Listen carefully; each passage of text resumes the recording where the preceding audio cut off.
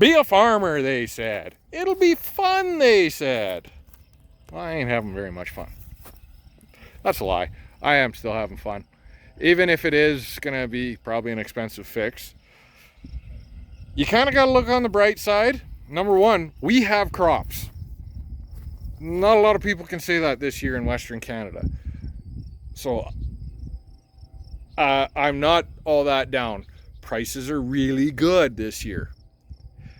And number three is we were about to shut down for a couple days anyhow. So it's not the end of the world to have one combine down. We're not frantic about, well, we are frantic. We want it fixed right away, but we don't necessarily need it fixed in the next 6 or 8 hours. So we have some time to work with. Could be a lot worse. Could be a lot better, but we'll live. We'll survive. I'll show you a little more. All right. So let's talk about breakdowns. Now, small stuff like broken knife sections, bent guards, if we can get that back in the field in probably under an hour, which is usually very doable as long as you didn't have a major wreck or have to run for parts, I don't really consider that breakdown. The 8240 fuel pump going because it didn't get out to the field, I don't consider that a breakdown. This is a breakdown. We had a somewhat breakdown yesterday. The 610 Delta Track had developed an exhaust leak all of a sudden on some like accordion style pipe between the turbo and the DPF filter. And cue video now.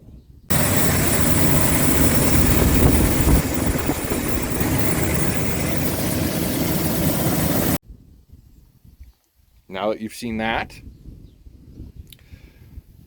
that's a good and bad one, because we can still run it like that. Just sometimes you got to make sure you're parked in the right direction, otherwise you get exhaust in the cab. That's not good. And that is a very quick fix. Actually, we were looking at it. So the tractor's actually off warranty, but that was a part of a update campaign or a recall campaign or something like that. So we're getting the parts for free on that, and it literally looks like it's like 2 clamps that you got to undo, and you yank it out and you put the new one in and a couple clamps and done. So like I said, we can still run it that way. Not a big deal. Hopefully. This is a bigger deal. This combine can't be run.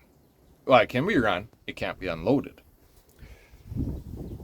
This is the one that was driving away yesterday.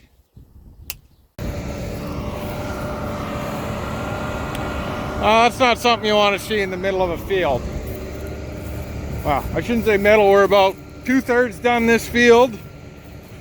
And it's probably my fault because I said we should get done today. Oh well. So that combine's down. It's probably not going to be cheap. And it's after 5 o'clock, so I won't have any answers until tomorrow morning anyways. So I'm just gonna, now we're back. So how this whole system works is that belt drives that chain sprocket. That's your input. There's the shear pin right there that was breaking. And it actually goes all the way underneath, over top, there. That's your tensioner, that's an idler, and then back. And it does that many, many times. These two are, they call them crosshopper augers. This guy is your gearbox and your auger drive. So these two bring grain all the way to this side, and they're constantly turning when your auger's turning. Now newer 8230s and pretty much everything else since, from what I understand, because Dad's 8240 has it as well, is that this is on a separate drive from these two, so that you can shut your cross augers off when you're unloading into a cart and you need to stop midstream, so that you don't have a full auger and then you're not starting it under full load every time, causing some jamming and jarring on this guy to eventually wear and do this, which it's not supposed to do. It's supposed to turn nice and free, but it's also supposed to turn that auger with it. And so it turns, this is a right angle drive, it turns this auger. At the top of that auger is another angled gearbox. It's not a right angle drive, but it's probably like 110 degrees. And then that powers the flighting inside your unload auger. So as I've said, something's wrong with either this gearbox inside, as in the two sprockets, all the cogs are worn off, or something that's probably worse, definitely worse, would be everything's fine in here, but the spline shaft on the outside is worn down to nothing. All the teeth on it are stripped, and the inside, the female end of this auger, possibly the same. So we're hoping it's just the gearbox and not the gearbox and the auger. So yeah, that's where things stand today.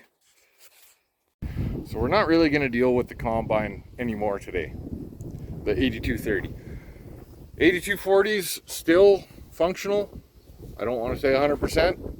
So there's probably something wrong with it. But yeah, we're going to go do peas. We're hopefully finished today. Hopefully. So I only have about 25 acres left down there.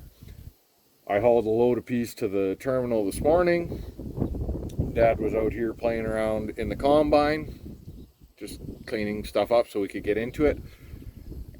We weren't in a big hurry because it was almost foggy this morning, and peas don't like being, the stems and pods will really attract moisture. They get tough and they don't thrash, right? Luckily there's a nice breeze and it's supposed to get hot, so that'll dry them out and we'll be able to go.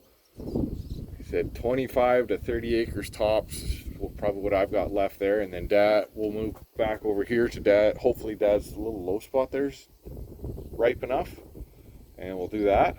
And then tomorrow morning we'll come and we'll tackle this, because he's off to pick up a gearbox right now, and hopefully that's all we need. So that's it for my peas right there, provided he doesn't break anything in the next 70 feet, 60, 50.